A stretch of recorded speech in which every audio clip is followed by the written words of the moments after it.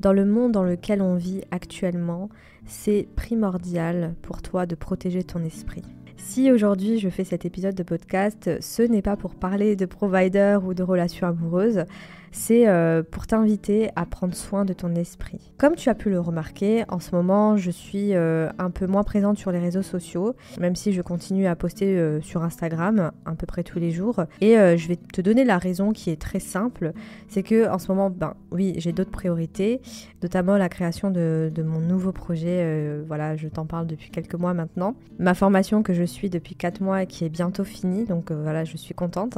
Je vais enfin avoir un peu plus de temps. Et pourquoi aujourd'hui je t'invite à protéger ton esprit, à prendre soin de ton esprit, c'est que en fait depuis plusieurs mois maintenant, je ressens beaucoup de tensions visibles en fait à travers les réseaux sociaux. D'ailleurs, il suffit d'ouvrir TikTok pour comprendre de quoi je parle. Et à un moment donné, il faut vraiment comprendre une chose, c'est que tout ce que tu consommes a un impact sur toi, a un impact sur ton énergie, ta vibration. Et donc, lorsque tu es face à des dramas, à des tensions géopolitiques, etc. Et surtout lorsque tu es émotionnellement impliqué, tu nourris l'égrégore en fait de ces dramas. Donc il y a beaucoup de gens qui pensent que c'est bien de rentrer dans des débats sans fin, de donner leur avis que personne n'a demandé. Le problème c'est que tu nourris en fait l'égrégore de la division, l'égrégore de la peur, l'égrégore en fait tension, de drama. Et à un moment donné, il faut vraiment se poser les bonnes questions et se demander ok, comment j'ai envie d'améliorer le monde dans lequel on vit, parce qu'effectivement tout ce drama, tout ce qui se passe dans le monde actuellement, c'est un miroir de la conscience collective. Et toi, en tant que personne consciente, tu as toujours le choix de choisir en fait entre nourrir un égrégore de chaos, de drame, de division, de peur, ou l'égrégore de la paix, de l'amour, etc. Et voilà, je dis pas de faire semblant qu'on vit dans un monde de bisounours, non. Le tout, en fait, c'est d'être conscient de ce qui se passe, mais de ne pas t'impliquer émotionnellement dans le chaos, d'accord ? De ne pas participer à ce chaos. Et comment tu vas faire ça ? Déjà, c'est de protéger ton esprit, de faire attention à ce que tu consommes, de ne pas rentrer dans des débats sans fin avec des personnes qui font du mieux qu'elles peuvent, parce que voilà, chacun fait ce qu'il peut avec ce qu'il a, mais de rentrer dans des débats avec des personnes qui sont très très très appliquées dans leur mission de sauver le monde à leur manière. Mais moi je pense, et c'est que mon point de vue, je dis pas que j'ai raison, mais je ne pense pas que de rentrer dans le chaos et de d'émettre encore plus de chaos va aider le monde dans lequel on vit. À un moment donné, pour moi, ce n'est pas ça. Mais bon, ce n'est que mon point de vue et je n'impose aucune vérité à personne. C'est juste une réflexion en fait que je me suis faite. Voilà, parce qu'à un moment donné, il y a des choses en fait que j'essaie de comprendre. Pour moi, c'est logique. Plus tu participeras au chaos, plus tu le nourriras. Je vais te partager un peu ma manière de voir les choses, de penser. Je pense sincèrement que si une personne a envie d'aider le monde dans lequel on vit et d'accompagner au mieux la transition que nous sommes en train de vivre tous, voilà. Là, ce qui se passe, ce n'est pas anodin. Et je me suis posé la question, ok, voici là, comment tu as envie d'aider un maximum à la hauteur de ce que tu peux, puisque voilà, moi j'estime que je ne suis pas la source, voilà, je ne suis pas Dieu, donc c'est pas moi qui va changer le monde toute seule, non, et en plus de ça, j'ai pas assez d'ego pour penser que je peux le faire, non, c'est vraiment collectivement. Et je sais que si je change ma manière de penser, ma manière en fait de voir les choses, la perception que j'ai d'une situation, etc. Et surtout mes comportements, je me dis ok, comment je peux m'améliorer ? Comment je peux m'améliorer de 1% chaque jour ? Parce que le but c'est ça, si tout le monde pensait comme ça, si vraiment, admettons, chaque personne, chaque être humain pensait comme ça sur Terre, moi je peux te dire qu'il n'y aurait pas tout ce chaos. Tu sais, après l'ayahuasca, il y a des choses que je ne supporte de moins en moins. Et j'ai l'impression qu'il y a un voile qui est tombé. Le voile de l'invisible devient de plus en plus fin. Déjà, je sens que je suis encore plus consciente qu'avant, même si je suis très loin d'être parfaite, ok. Mais je sens que je suis encore plus consciente qu'avant. Et il y a des choses que je remarque chez certaines personnes qui commencent à m'insupporter de plus en plus. Comme par exemple la malveillance, l'hypocrisie, le fait de ne pas s'occuper de ses propres affaires et de commenter la vie de tout le monde, le fait d'imposer sa vérité aux autres, le fait vraiment de ne pas avoir une certaine intelligence. Alors, je ne sais pas comment on appelle ça, cette intelligence, mais je vais te donner un exemple. Peut-être que tu pourras m'aider à trouver le mot qui décrit bien de quoi je vais te parler. L'année dernière, j'ai pris la décision de quitter Paris pour déménager, m'expatrier dans une certaine ville, on va l'appeler Madrid, ok, parce que j'ai pas envie de nommer cette ville encore. Et voilà, admettons c'est Madrid. Et un jour, donc j'ai une amie qui m'invite dans une soirée, et donc pendant cette soirée, on discute et je partage ma décision en fait de partir habiter dans cette ville. Et là, accrochez-vous, j'ai eu des mais non, mais cette ville c'est de la merde, mais comment tu vas aller vivre là-bas, mais non, mais franchement tu vas t'ennuyer, ça vaut pas le coup, enfin bref.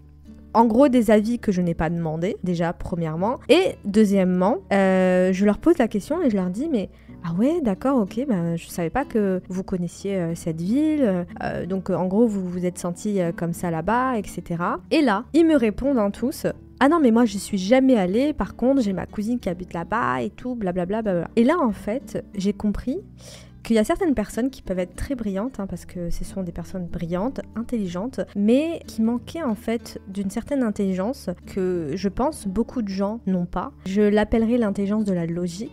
Je n'ai aucun avis sur un sujet, une ville, un pays que je ne connais pas. Pour moi, c'est logique en fait.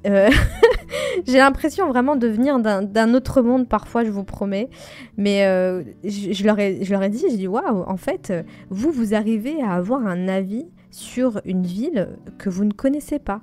Genre en fait, t'as jamais mis les pieds là-bas, et je leur ai dit, t'as jamais mis les pieds là-bas, vous n'avez jamais mis les pieds là-bas, et vous arrivez à avoir un avis. Waouh! Genre vraiment, en gros, ça me surprend. Et vraiment, ça m'a surpris, parce que moi, j'arrive pas. Je dis, moi, j'arrive pas à avoir un avis sur un sujet ou sur une ville que je ne connais pas. J'ai besoin d'aller là-bas pour me faire mon propre avis, quoi. Enfin, pour moi, c'est tellement logique. Et des situations comme ça, j'en vois plein. Même, par exemple, tu rencontres des personnes, leur seul sujet de conversation, c'est de parler sur la vie des autres.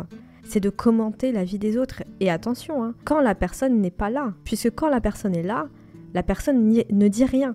Mais quand, admettons, la cible de la conversation n'est plus là, ça y est, c'est la porte ouverte à je donne mon avis alors que personne n'a demandé, je juge alors que je suis très loin d'être parfaite. Et d'ailleurs, j'ai tellement de choses à faire pour moi dans ma vie, pour avancer professionnellement, etc. Mais tellement que je ne me donne pas de l'importance, parce que c'est ça aussi. Et j'espère, Goddess, que tu n'es pas comme ça. En tout cas, si tu es comme ça, j'espère que ça va vraiment t'ouvrir les yeux sur le fait que tu perds du temps à commenter, à t'intéresser, à vraiment gossiper sur la vie des autres, alors que toi, tu as plein de choses à faire. Tu vois, il y a certaines personnes qui n'avancent pas, par exemple, dans leur projet professionnel, parce que leur énergie est tournée vers la vie des autres, vers le fait de commenter, de gossiper, etc.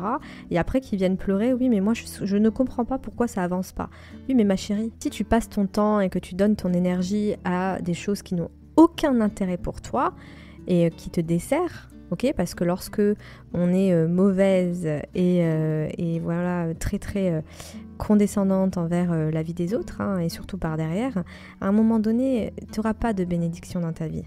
Tu vois, et surtout en fait, soi-disant, si t'es une personne spirituelle, normalement t'es censé savoir ce qui se passe. Il y a toujours un retour de bâton. Tout ce que tu donnes, tu le reçois en retour, c'est la base. Lorsque tu donnes de la merde, tu reçois de la merde. Je vais te donner un autre exemple, Goddess.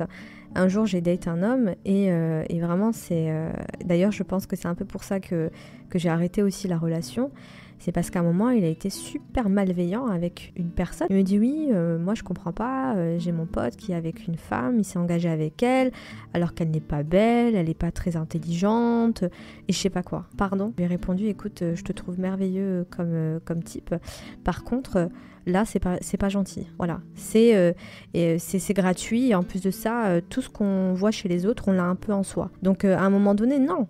Et je vais te donner un autre exemple, et tu vas comprendre pourquoi je te parle de tout ça après, puisqu'il y a un lien avec l'épisode de podcast, sinon j'en parlerai pas. J'avais une très très bonne amie à moi, et vraiment c'est une amie que j'apprécie toujours, que j'aime toujours, mais voilà, pour moi on n'a plus les mêmes valeurs, on n'a plus les mêmes principes, et voilà, j'ai encore une fois arrêté la relation. Après, je pense que j'aurais pu le faire autrement avec elle, mais bon. Donc elle est venue me voir, et c'est vrai qu'il y a eu certains comportements que je n'ai pas appréciés, et j'estime que je n'ai pas à subir certaines choses. voilà. Bref, je vais pas parler de ça, mais je vais plutôt parler en fait d'une situation qui pour moi a été le déclencheur de ma décision. Je ne peux pas être amie avec ce type de personne.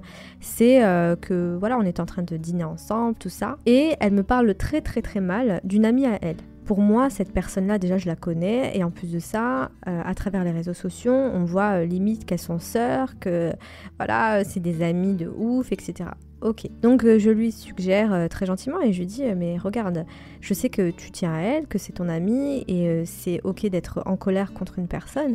Mais est-ce que c'est, au lieu de... Voilà, d'arrêter complètement la relation et de réagir comme ça, est-ce que c'est pas mieux de l'inviter à dîner et de lui dire tout ce que tu ressens vis-à-vis d'elle pour éviter voilà, d'arrêter la relation alors que vous avez quand même pas mal de choses en commun et que c'est un peu comme ta sœur quoi. Et elle me dit ah non mais c'est pas non plus une très très bonne amie, enfin je veux dire je tiens pas à elle autant plus que ça donc non en fait pour moi elle mérite pas ça. Ok, je respecte, d'accord. Mais le problème en fait c'est que quand je vais sur Instagram et quand je vois que cette personne like, commente les photos de cette fille, alors que moi elle me parle très très mal d'elle, c'est pas possible. Pour moi ce n'est pas des comportements à avoir. Moi je fais pas ça avec mes copines. Donc malheureusement en fait j'ai arrêté la relation. Mais je lui ai dit, je lui ai dit écoute voilà moi je me sens plus alignée avec toi, etc. Enfin voilà, je vais pas dire dans les détails ce que je lui ai dit mais j'ai été honnête. Pourquoi Godesse je te parle de tout ça? C'est qu'à un moment donné ces comportements qui peuvent paraître très minimes, puisque bon, c'est que de la critique, c'est que de l'hypocrisie, c'est 2-3 mensonges, etc. Donc c'est pas aussi grave que ça. Eh ben si, parce que tout ça en fait, ça nourrit l'égrégore de la haine, de la peur, de la division, de la séparation, de voilà. Bien sûr, nous ne sommes pas obligés d'être amis avec tout le monde, d'avoir une certaine proximité avec tout le monde. Et d'ailleurs, moi, si j'ai compris un truc, c'est que vraiment, pour éviter la familiarité avec des inconnus, il vaut mieux garder une certaine distance. Mais tu peux très bien garder cette distance en respectant en fait la personne qui est en face de toi. D'ailleurs, je l'ai déjà dit, mais lorsque tu juges quelqu'un, que tu gossipes ou quoi, ton subconscient pense que tu parles de toi puisqu'il connaît que toi. Donc à un moment donné, lorsque tu es malveillant envers une personne, que ça soit avec tes paroles, tes actions, tes comportements, etc., et ben ça se retourne contre toi. Donc le dernier mot de la fin, si tu souhaites faire du bien dans le monde dans lequel on vit, commence par toi en fait. Commence par revoir tes propres comportements, puisque moi quand j'ai observé tout ce que je n'aimais pas chez les autres, je me suis posé la question, ok Wassila, est-ce que toi tu le fais? Et effectivement, dans certaines situations, je me suis observée en train d'agir de cette manière-là. Et maintenant, c'est à moi d'être consciente et d'arrêter en fait. Parce que parfois, ça peut être automatique, parfois tu te laisses influencer par d'autres personnes, enfin, peu importe, j'estime que c'est moi qui est responsable.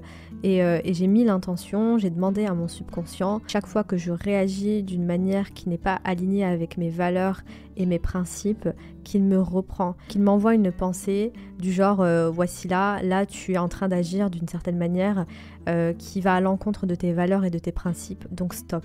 Et ça franchement ça marche de ouf parce que parce que voilà les filles, je vous parle de tout ça, mais en réalité c'est vrai que personne n'est parfait et que moi-même je combats mes propres démons entre guillemets. Et ça fonctionne de ouf, ça peut même venir avec un questionnement. Est-ce que là tu penses que tu es en train d'être aligné avec tes valeurs et tes principes lorsque tu dis ça, etc., etc. Et au fur et à mesure, tu verras que tu vas t'améliorer et que tu vas te sentir mieux dans ta peau puisque tu seras intègre avec toi-même. Donc pour revenir au sujet de cet épisode de podcast, garde à l'esprit que ce n'est pas en rentrant dans des débats sans fin avec des personnes qui ne sont pas d'accord avec toi que tu vas aider. Tout ce que tu vas faire, c'est que tu vas nourrir simplement le mauvais égrégore, d'accord? Donc fais plutôt des choses qui te plaisent, vraiment sans culpabiliser, puisque à un moment donné, tu ne peux pas porter sur tes épaules toutes les tensions qui se passent actuellement dans le monde, d'accord? Rapproche-toi de ton âme, puisque elle sait mieux que quiconque ce qui est bon pour toi, d'accord? Et pour ça, t'as pas besoin de faire des rituels et compagnie, non. Tout ce que tu peux faire, c'est d'aller marcher dans la nature et de mettre l'intention que tu as envie de t'approcher d'elle, et parle-lui comme si c'était une amie. D'accord? Dis-lui, demande-lui, j'ai besoin que tu me guides.